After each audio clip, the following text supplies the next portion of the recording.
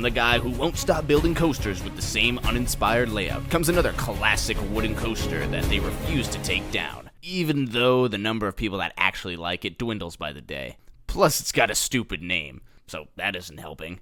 I mean, who names a roller coaster roller coaster? And I'm not talking about the other 235 parks that named their roller coaster roller coaster. It's just that I don't think they could have picked a worse name. Yes, there's some bad coaster names out there, but roller coaster? How basic can you get? That's like naming your dog Dog. Hey person, I'm person. Hi person, I'm female. Hi female. Oh, hey, this is my sister. Hi sister. See, who does that? The only good that comes out of naming a roller coaster is that we actually know it's a roller coaster. It's not coaster. Yes, it is. That wouldn't even make sense. Who would give a non-coaster a name that has coaster in it? Okay, excluding Six Flags. But look, here's the thing. If you name your roller coaster, you're not doing any good. All it's doing is confusing the GP. Heck, it'd confuse the enthusiast too. And that's saying something. Hey, you know the roller coaster at Lagoon? Yeah, which one? The roller coaster. Yeah, they have 10 of them. Which one? The roller coaster. Okay, if you can't even answer a simple question, I don't think we're right for each other. No, Jesse. Lagoon. Ending relationships since whenever the crap that thing was built. Approach Lagoon and gaze at the only wooden roller coaster in all of Utah. So if you haven't ridden a Woody anywhere but here, chances are you're not a wooden coaster fan. And this is why I feel bad for people in Utah. Did you ride the one coaster? No, that thing's rough. Cannibal's way better.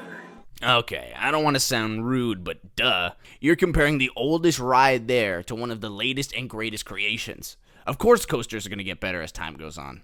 They're like Seinfeld, or your mom's cooking, or children. Instead of waiting in a long line for a great ride, decide to ride the wooden coaster because it has a short line.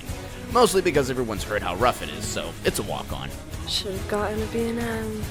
After a soothing voice in the station tells you not to raise your hands above your head during the ride, which you plan on ignoring, listen to a loud annoying buzzer go off directly in your ear, beginning your journey on one of the oldest coasters in the world. Start off with an ascension up a short 62-foot tall lift hill. So basically, if Woodstock Express took some growth enhancers, this would be it. Reach the top and take in the view of the parking lot as you realize that you are on the parking lot of all parking lot coasters. I mean, look at this thing. There's literally parking spaces next to the coaster. Ha! Brilliant. And this thing's old too, so dare I say that this has got to be the first ever parking lot coaster ever created? We should all bask in its glory. Plus, because of its location, it can have a pretty cool light package. Seriously, you guys see this? That's dope. It's changing colors. That's got to be one of the best light packages on a working roller coaster. And yes, that includes Monster, because I said working roller coaster. Crest over the peak and travel down the shallow drop and rise into the first airtime hill, surprisingly filled with some decent air. And as a bonus, the coaster hasn't collapsed under itself yet, so that's good.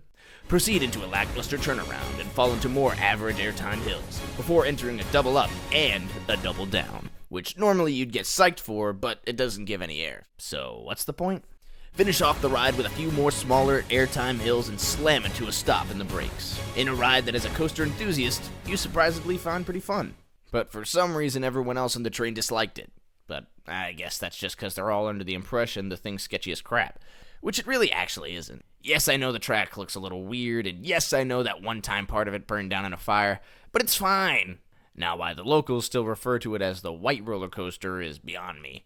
Sure, there's a few spotty patches here and there, and it kind of looks white, but still, more than anything, it's brown. Okay, so what color do you see in this? It's obviously white. Okay, no, it's brown. Are you colorblind? No, it's white. No, look at it. See, if you look at it right here, are you looking at it a weird? No, Yes, look, see, it's white. look at it right there. Good gosh, it's the dress all over again. But since I'm the narrator of this video and my opinion matters most, when I see that coaster, I don't see white, therefore it isn't white. Racist? What? All I said is that it wasn't white. Yeah, you got a problem with whites? No, the coaster is literally brown. Yeah, I'm sure it is. What, you got a problem with black people too? When did I say... I've seen your kind before. I bet you hate how it's a mix of both colors. What, you got a problem with Michael Jackson too? No, I don't! Uh-huh. Sure. Oh, yeah. Okay, play it like that? Alright, cool. That's fine. You can finish this freaking coaster parody on yourself. Coaster looking get it. Finish it yourself, buddy. I got it. I'm out. I'm getting out of here, dude.